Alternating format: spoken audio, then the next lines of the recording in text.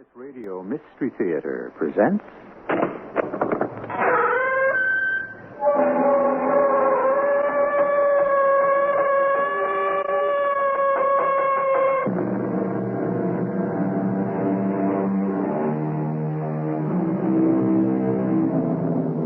Come in. Welcome. I'm E.G. Marshall. Everyone knows that Sir Arthur Conan Doyle started in life as a doctor, not a writer. But how many of us know what type of medicine he specialized in, or where his real medical offices were located?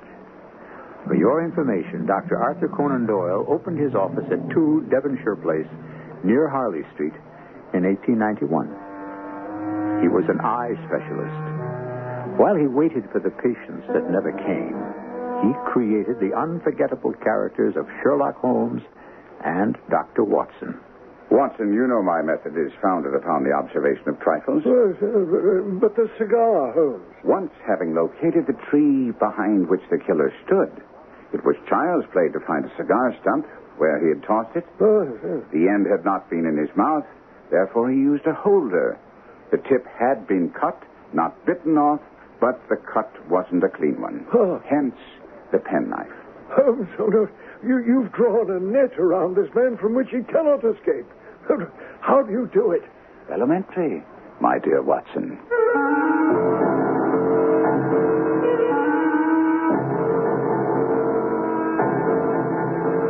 Our mystery drama, The Boscombe Pool Mystery, was based on the Sherlock Holmes classic and adapted especially for the Mystery Theater by Murray Burnett.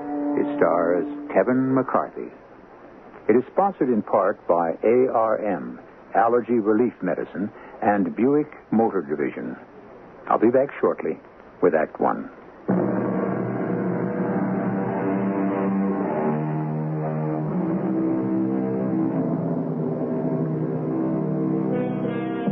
It's a singular fact that we know more of Sherlock Holmes than we do of his creator, Sir Arthur Conan Doyle.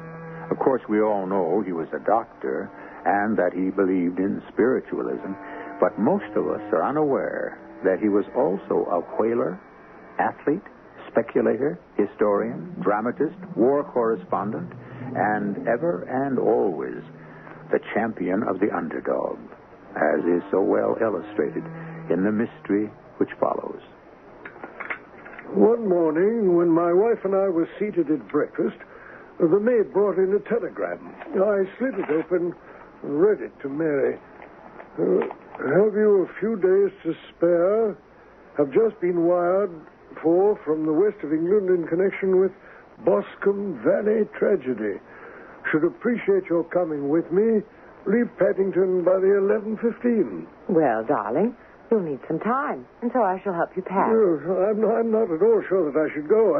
I've a fairly long list of patients. Oh, Anne Stoller will handle those for you. I think the change will do you good. And you know how interested you are in all of Sherlock Holmes's cases. Oh, well, I should be an ingrate if I weren't. But I met you through one of them. Now you finish your coffee while I go and get you packed. And so, within a very few minutes, I was in a cab rattling away to Paddington Station. After paying the cabbie, I spotted the tall, gaunt figure of Holmes pacing up and down the platform. As he saw me, his face lighted up with one of his rare smiles, and he said... Very good of you to come, Watson. Oh, well...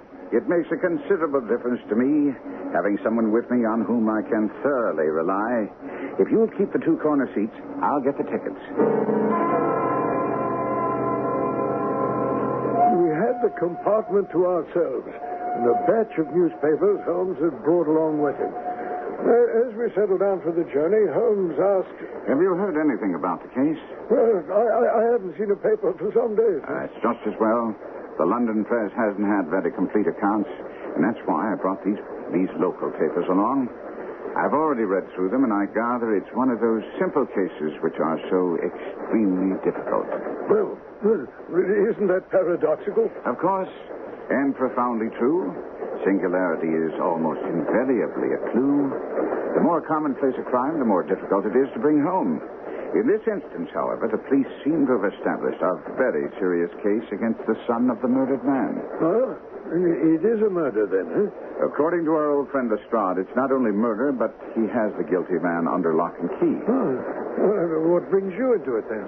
An appeal for help from a young lady. And a feeling that all isn't as simple as it seems on the surface. I know Lestrade's theory of crime, and I shall either confirm or destroy it by means which he refuses to employ. Oh, refuses or is unable to? Nonsense, my dear Watson. Anyone with eyes can use my methods. To take the first example to hand, I very clearly perceive that in your bedroom, the window is on the right-hand side. Oh, my... But, Holmes, you've never visited us. How on earth would you... My dear doctor, I know the military neatness which characterizes you. You shave every morning, and in this lovely spring you shave by sunlight. But since your shaving is less and less complete as we get farther back on the left side, and it becomes positively slovenly as we get round the angle of the jaw, it's obvious that that side is less illuminated than the other. You never cease to amaze me, Holmes. That's only an elementary example of observation and inference, my dear chap. Now I suggest that you devote your time to these newspaper accounts and see if you can reach the same conclusions as I have. On my word, Mr. Holmes, I do believe you've got a real streak of the romantic in your makeup. Why do you say that, Lestrade? Oh, for wasting your time and coming all the way down here in answer to the pleas of a moonstruck maiden. It's your opinion that I'm wasting my time. If you'll allow me to recount the facts, I think you'll agree. Delighted. Go ahead, Lestrade. Now, let me just use these notes to keep me on the track. Let me see now. Wait, now. On Monday last, Mr. McCarthy left his farm in Atherley about 3 p.m. and walked down to Boscombe Pool, a distance of about a quarter of a mile. He never came back alive. That is a fact I must concede. You'll also have to concede that we have 2 witnesses who saw him on his way, and one of them, William Crowder, a gamekeeper in the employ of a Mr. Turner, saw McCarthy's son following him with a gun over his arm. That was all in the papers? Oh, there's more.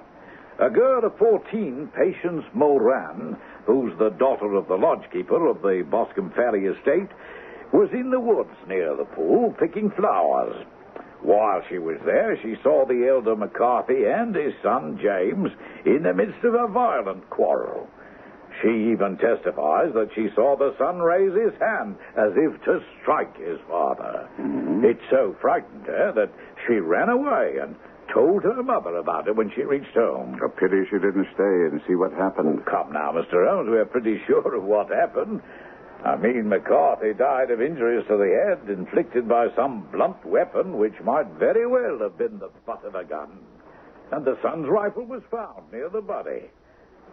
Mr. Holmes, you'll have to admit that many men have been hanged on far less evidence. So they have. And many men have been wrongfully hanged. Oh, true. But if ever circumstantial evidence pointed to a criminal, it does so here. Circumstantial evidence is a very tricky thing, but I must confess, however, that the case looks exceedingly grave against the young man, and it's possible that he may be guilty. Come in. You must be Mr. Sherlock Holmes. I'm Susan Turner. I want to thank you for coming, and I've driven down here to the inn to welcome you and help you in any way I can to prove that James is innocent. Well, I sincerely hope we may clear the young man, Miss Turner. You may rely on me to do all I can. I know that James didn't do it. I know it. And I want you to know it before you start working on the case. My dear young lady, your loyalty to James McCarthy does you credit. But I know nothing before I complete my investigations. First, may I see your father if I call tomorrow? I'm afraid the doctor won't allow it. The doctor? Yes. Father has been ailing for some years, but this has broken him down completely. Dr. Willows says that his nervous system is completely shattered. Then your father and the elder McCarthy were close friends. Oh, yes, indeed. Mr. McCarthy was the only man alive who had known Dad in the old days in Victoria. Ah, Aha, at the gold mines where the papers say your father made his fortune. That's it. Thank you, Miss Turner. But is that all? I've read of your other cases, and I had my carriage wait to take you to the scene. I shall certainly want to go there at some time, Miss Turner. But the barometer holds steady.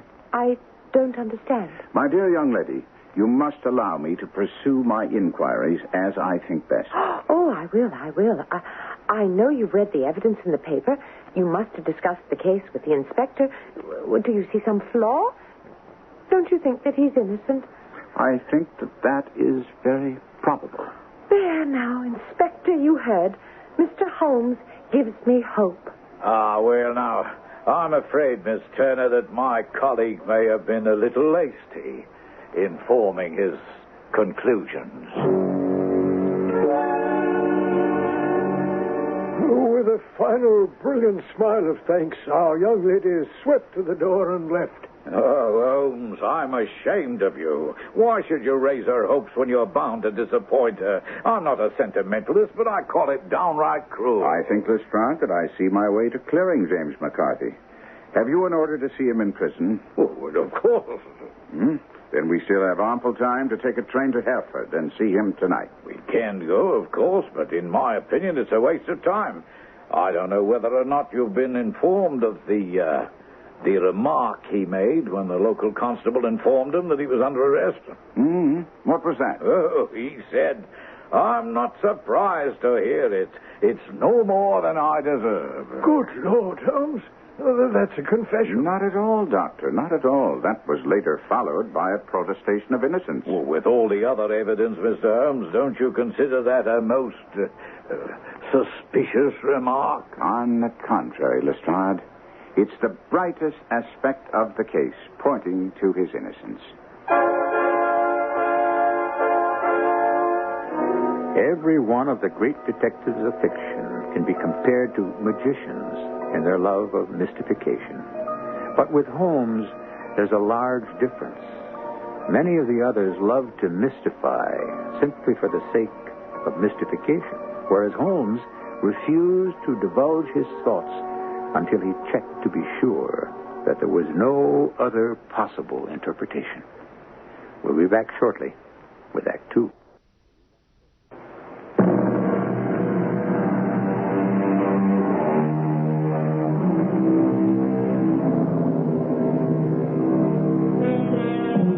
A little earlier, I mentioned that Sherlock Holmes was a champion of the underdog, and I suspect that this was an added factor in the endless popularity of A. Conan Doyle's creation. Now we have Holmes rushing off to the west of England to save a man not only suspected of murdering his father, but sitting in Hereford prison waiting to be tried for that crime. When we entered James McCarthy's cell, I could understand Miss Susan Turner's feelings for the young man, for he was indeed handsome, with a frank, open countenance that cried out for belief. But I remembered other criminals with handsome faces and listened avidly as Holmes began to question him after we were introduced. I understand, Mr. McCarthy, that you're an only child. That's right. Now, I believe you testified before the coroner's jury that you had been away from home for 3 days and returned only on the day your father was killed. So I did. Where were you for those 3 days? In Bristol. You have business there? What's in Bristol has absolutely nothing to do with my case. Once again, I'll say no more about it. Very well. Now, when you returned, did you see your father? No. He wasn't home. I was upstairs in my room when I saw him drive his trap into the yard, get out, and walk very rapidly out of the yard. So you saw in which direction he was going? It's all down in the records of the coroner's jury. I've read them. I'd still like to hear it in your words. Very well. This is the way it was. I'll try to let you hear what I said, exactly as I said it. And now, Mr. McCarthy, you say you weren't aware in which direction your father was going when he left the yard? Right. You'd been away for 3 days. Did it not occur to you to seek out your father and tell him you were back or were you on bad terms? We got along all right. You don't deny quarreling with him at the pool? No. You must have followed him there, did you not? I told you I had no idea where he was heading. I took my gun and set off for the rabbit warren, and the gamekeeper saw me, as he said. But I wasn't following my father. I had no idea he was in front of me. Yes, just so. And how, then, did you meet at the pool? I was about 50 yards from the pool, on my way towards the warren, when I heard a cry of, "Hooray!" which was a usual signal between my father and myself. I turned and went to the pool. And? My father was surprised to see me. He thought I was still in Bristol. He asked me rather roughly, what was I doing there? You said you were on good terms with your father. Did you not find the attitude you describe rather strange when you returned from a 3-day absence? Those who knew my father will back me up when I say he was a cold and forbidding man of a violent temper. But you're his son. We had a disagreement of long standing. Oh, indeed. About what? I'd rather not say. I've already told you about my father's temper. That's why I left him, to avoid blows. And how long were you gone before you claim you heard this hideous outcry? I don't exactly know how long, but I couldn't have been more than 150 yards away. And then? I ran back, found my father lying on the ground with his head terribly injured. I dropped my gun, held him in my arms, but he died almost instantly. Did your father say anything before he died? He mumbled a few words, but all I could understand was something about a rat. A rat? What did you take that to mean? Nothing. I thought he was delirious. I understand that the cry, "Cooey," was a common signal between you and your father. It was. Well, can you explain, then, that he used it before he saw you, and indeed before he even knew you'd returned from Bristol? I can't understand that myself. When you returned and presumably found your father fatally injured, did you see anything which looked strange or suspicious? There's only a vague impression in my mind of something lying on the ground to the left of me as I tried to help my father. Yes. Can you be more specific? I'll try. But you must understand it was only an impression. I think it was a coat of some sort. Gray, perhaps. Or a plaid. Well, how is it that none of the officers examining the scene mentioned this, thing? When I rose from my father, I looked around for it, but it was gone. Do you mean it disappeared before you went for help? Yes. And you don't have any idea what it was? No. Just a feeling that something was there. How far from the body? About a dozen yards. And how far from the edge of the wood? About the same. Well, then, if there was something there, it must have been removed while you were within a dozen yards of it. Yes, but with my back towards it. Thank you. That will conclude your examination. I will address the jury about arriving at a verdict. Of course, I suspected pretty much what the verdict would be after the coroner's charge, so there wasn't any shock when they came back and said I should be held on a murder charge. When we left James McCarthy and were on our way back to the inn by train, Sherlock Holmes was in high spirits. Although, for the life of me, I could see nothing in what we just heard which pointed to the innocence of young James McCarthy. Lestrade, of course, said as much as we rode along.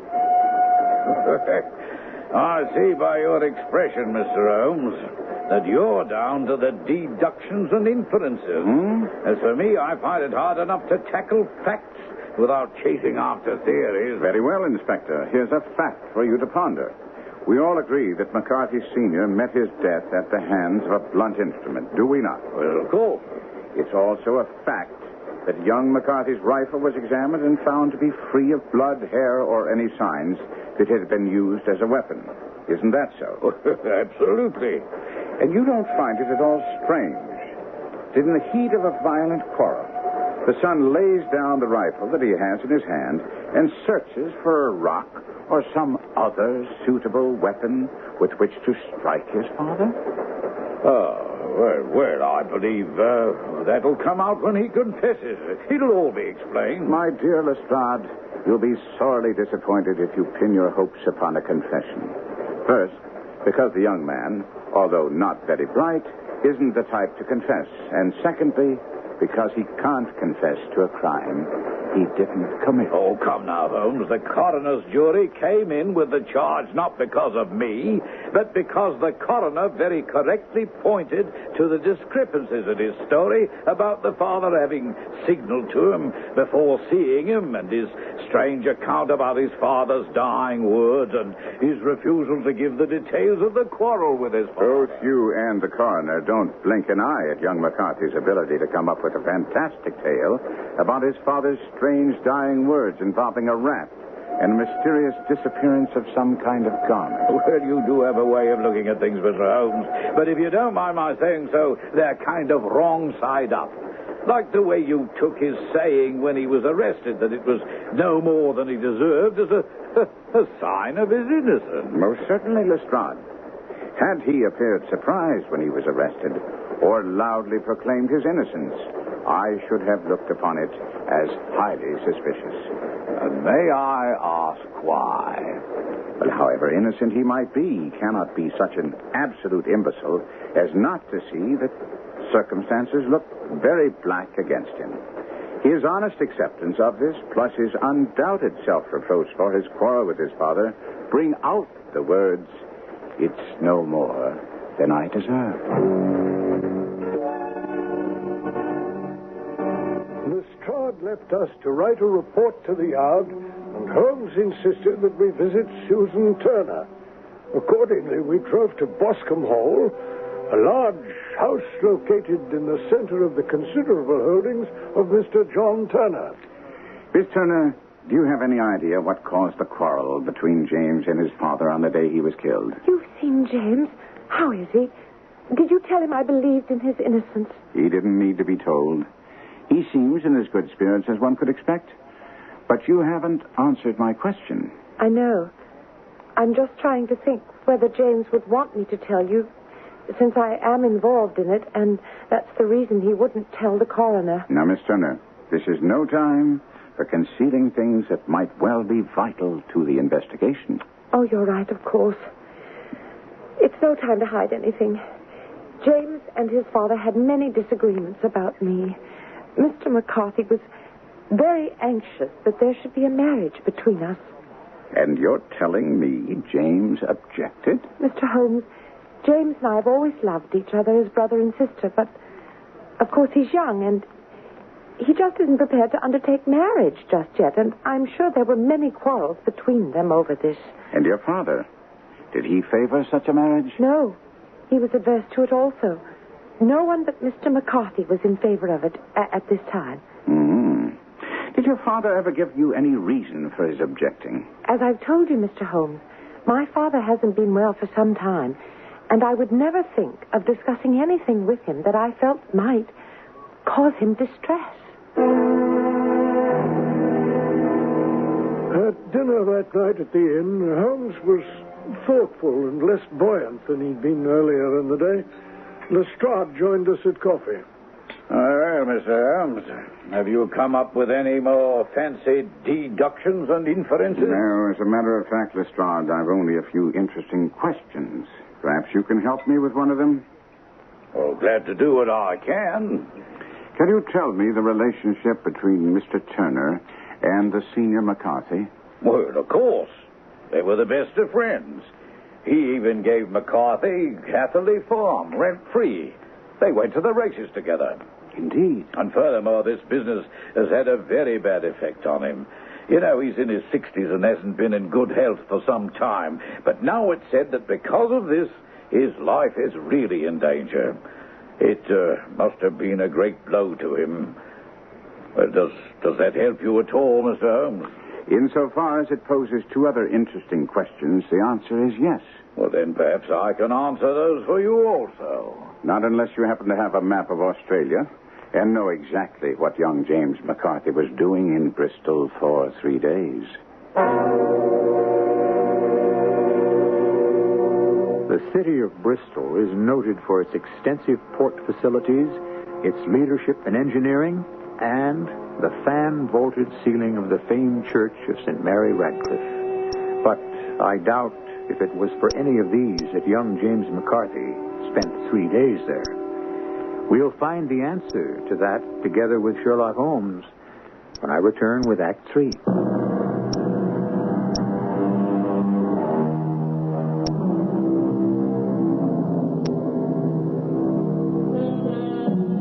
I'm not in the travel business, but I was struck with the notion that perhaps England would find it profitable to offer a Sherlock Holmes tour, one that would include visits not only to his famous headquarters at Baker Street, but would include visits to all of the places where he and Dr. Watson worked their particular brand of detection. Now, if we can imagine ourselves on one of these tours, then we'd find ourselves in the west of England at a pool in the Boscombe Valley, the site of a murder.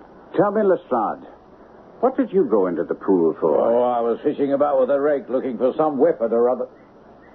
But how on earth did you know? Tut, tut, I have no time. Footprints can be easily read on this marshy ground, and that left foot of yours, with its inward twists, is all over the place. Oh, of course. Now I understand why you said you'd wait until today to examine the scene of the crime. Because of the barometer. The glass was steady. You knew it wouldn't rain and the tracks would still be here. Upon my word, Lestrade, you're actually employing the science of deduction. Congratulations. Now, Watson, would you be kind enough to let me have your waterproof? Of course, Holmes. I warn you, I'm going to place it on the ground to lie upon it, so that I can get a better view of these very interesting prints. It's yours, my friend. Thank you. Let's see. These are young McCarthy's feet, and here, twice he was walking. And here, once he ran swiftly.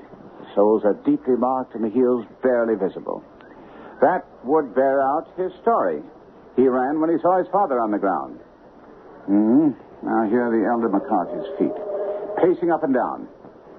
He seems to have been impatient. And then what's this? What's this? Aha! The butt end of the gun as the son stood listening. And what have we here? Other prints. Square. Quite unusual boots. They come... They go. They come again. Of course, that was for the cloak or the coat that the son mentioned in his testimony. Now, where did they come from? Oh, now come along, Holmes. There are a great number of footprints here. Some of them may well have been made by local police or even sightseers. I cannot accept your inferences and deductions as facts. That is your privilege, Lestrade. Now, if you'll excuse me, I go to search for more concrete evidence that may change your mind. Oh, and where do you expect to find that? Under the trees that line this pool and on a map of Australia. When Holmes rejoined me, he was cradling a large stone in the crook of his elbow. I saw he was trying to suppress a smile of triumph. As he neared me, he said, I believe the time is now right for another visit to young James McCarthy. I hope you're bringing me good news, Mr. Holmes. If you consider the fact that I believe your story to be absolutely true in every detail good, then I am the bearer of good news. That's marvelous. Marvelous. When can I hope to be released? That's another matter. My knowing that you're innocent is one thing. Proving it to the authorities is quite another. Now, Miss Turner has told us about your father's wish that you and she should marry. And I think it's imperative that you tell me now the reason for your trip to Bristol. That has nothing to do with the killing of my father. Possibly not. But it has everything to do with my being able to free you. Then I'll have to take my chances. It must be something of which you're bitterly ashamed. Look, Mr. Holmes, I'm not ashamed. Anyone can make a mistake. I made one. But it's over now. And I'm not going to say any more. Because of Miss Turner? Keep her out of it. Do you really think she can be? If I have anything to say about it, she will be. You sound as if you really care for her. I love her. Do you understand? I love her, and that's why... You refused to marry her? I was already married. But, of course, your father didn't know. No one knew. The young lady lives in Bristol. She's a barmaid.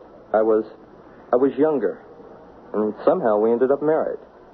But now you say you're not. I believe you used the word was. I received a letter from her the day after I was arrested. It seems I never was married. She'd had a husband, a sailor. And now that I was accused of murder, she let me know that she wanted nothing to do with me. And you're afraid to tell, Miss Turner? If she knew, she'd never consider marrying a fool like me. I'm sure you're mistaken. But now that I know the facts of the matter, perhaps it won't have to be brought out in court. Come, Watson. We must have a chat with Lestrade. This may interest you, Lestrade.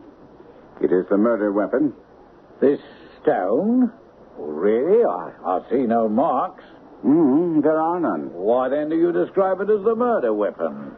The grass was growing under it. It had lain in that place only a few days. It corresponds with the injuries. There is no sign of any other weapon. I see. And perhaps then you can describe the murderer? Certainly. He's a tall man, left-handed, limps with the right leg, wears thick-soled shooting boots and a gray cloak, smokes Indian cigars, uses a cigar holder, and carries a blunt penknife in his pocket. There are several other indications, but these should be enough to point us to the murderer. Oh, point you, perhaps, but we still have to deal with a very hard-headed British jury. Lestrade, doesn't it strike you as curious that McCarthy, living rent-free at Turner's expense, and thus under great obligation to Turner, should seem so certain that a marriage between Miss Turner and his son would be appropriate? Well, it might have if I hadn't seen the young lady. I mean, she's head over heels in love with that boy. Then if this isn't enough to move you in the proper direction, there's nothing more I can do. Watson, look up the timetables and tell me the next train to London. What? Now, you're going back to town, leaving the case unfinished? My dear Lestrade, you have your man and cannot be moved. And as for me, the case is quite complete. Yes, but there are still some unanswered questions. Not for me. I've described the murderer to you. But who is he? Can you put a name to him? Well, surely it shouldn't be too difficult to find out. I've discharged my duty. The rest is up to you. After Lestrade left, Holmes lit a pipe. I could see from his expression that he was troubled. Look here, Watson. I am in a bit of a dilemma. I don't see how. You've done all you could. Not quite. I believe I can name the murderer. Well, surely then the dilemma is solved. All you have to do is... Come in. Oh, Mr. Holmes, I'm so glad you're still here. I can't believe what I heard about your going back to London is true. I'm afraid it is, Miss Turner. Come in and close the door. But Inspector Lestrade said you were convinced that James is innocent. Patience, Miss Turner. Patience. In considering this case, there were 2 points that struck me instantly. One was that his father should cry cooey before seeing him. Well, that's only according to his story, huh? Which I've already told you, my dear fellow. I choose to believe. Oh, and the second? The father's singular dying reference to a rat. I say that if we presume both to be true, we come up with some strong presumptions. The father thought his son was in Bristol. The cooey was meant for someone else. That is a distinctly Australian signal. Therefore, I deduce that the person McCarthy expected to meet at Boscombe Pool was someone who had been in Australia. Yes. And the reference to the rat? This is a map of the colony of Victoria. The one I told you I wired for last night. Now, I place my hand over part of this map. And what do you read, Watson? A rat. And now, When I raised my hand... Oh, Ballarat. Quite so. That was what the elder McCarthy was trying to tell his son. The name of the murderer. So-and-so of Ballarat. Oh, by Jove. The possession of a gray garment was a third point, bringing us to a definite conception. We are looking for a person from Australia, from Ballarat, with a gray cloak. Astounding, Holmes. You applaud my performance before I finished. We can further deduce that this person is one who is native to this district because the pool can only be approached by the farm or by the estate, where a stranger would, well, hardly wander without being certain to attract attention. I have other evidence, but it all points in the same direction. The direction of a left-handed man with a limp who smokes Indian cigars. Yes, but you told Lestrade he used a cigar holder. He does. The cigar stump I found clearly showed that the end had not been in his mouth. Therefore, he used a holder, and the tip had not been bitten off, but cut. The cut was not a clean one, so the deduction is clear that he must have used a blunt penknife. I don't want to hear any more. Mr. Holmes and Dr. Watson, you must forgive me, but I cannot stay. I have to... Father. Susan. Good Lord, I never expected you to be here, Susan. Mr. Holmes, your note said... I apologize, but there was no way of avoiding this issue. No, I suppose not.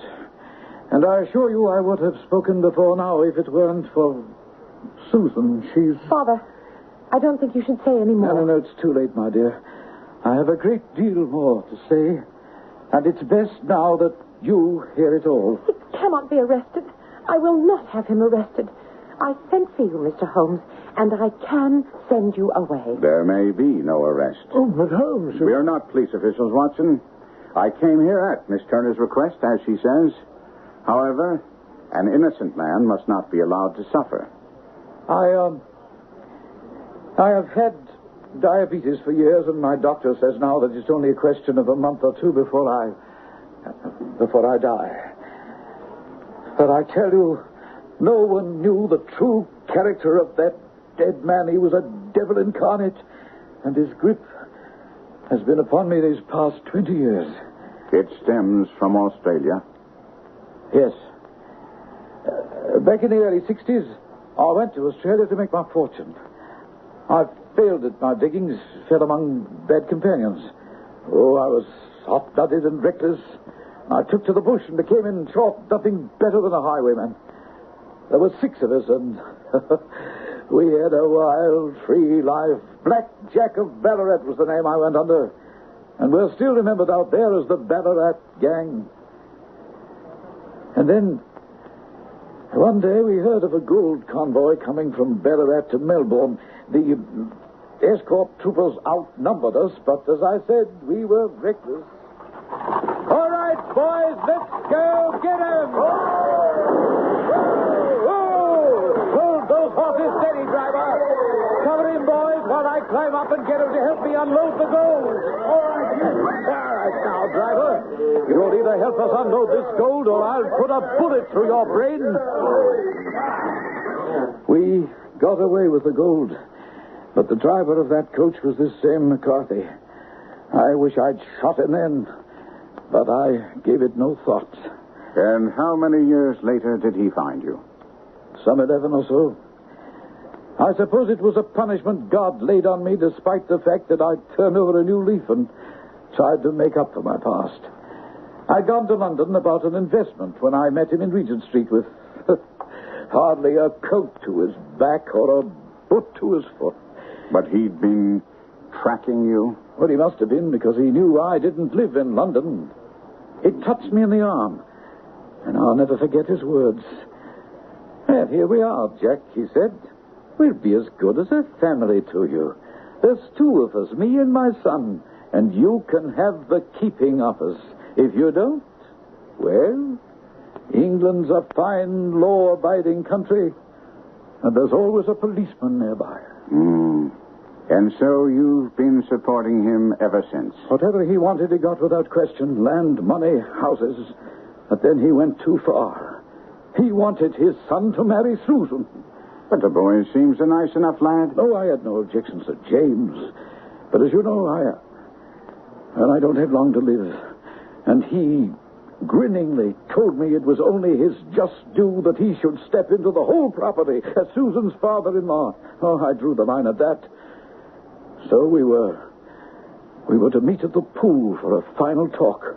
Mm-hmm. And why, after all these years, did it end violently? Because he threatened to tell Susan, and suddenly I saw red. I stooped, I picked up a stone, and I struck him down.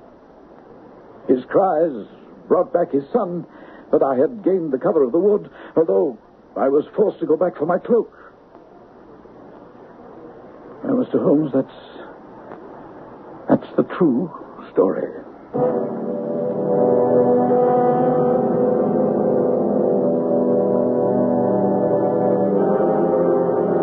Alexander Turner died less than a month after he'd given us his confession in the inn at Hereford. With Holmes feeding young McCarthy's counsel ammunition with which to shoot down the case for the prosecution, and with the young man revealing the reason for his Bristol visit, he won an acquittal. That very night, Holmes and I sat before a fire in our Baker Street flat, watching Turner's confession turn to cinders in the crackling flames. My dear Watson, don't fret too much about my not being able to take credit for solving the Boscombe pool mystery. How the devil did you know? I'm sure that after the passage of time, you'll write it in those memoirs you're working on. Oh. And don't forget to point out that the one person everyone tried to protect, Susan Turner, knew the whole story. Yes. While James McCarthy was spared the knowledge that his father was a blackmailer and his father-in-law a murderer. Sherlock Holmes once remarked that art in the blood is liable to take the strangest forms. And Holmes' creator, A. Conan Doyle, proved it by permitting the stolid Dr. Watson to become mischievous about the stories that were supposedly too delicate to open to the public. And here Doyle let Watson's imagination run wild as he mentions the fact that he could never tell us the story of the politician, the lighthouse, and the trained cormorant. A mischievously intriguing title, if there ever was one. I'll be back shortly.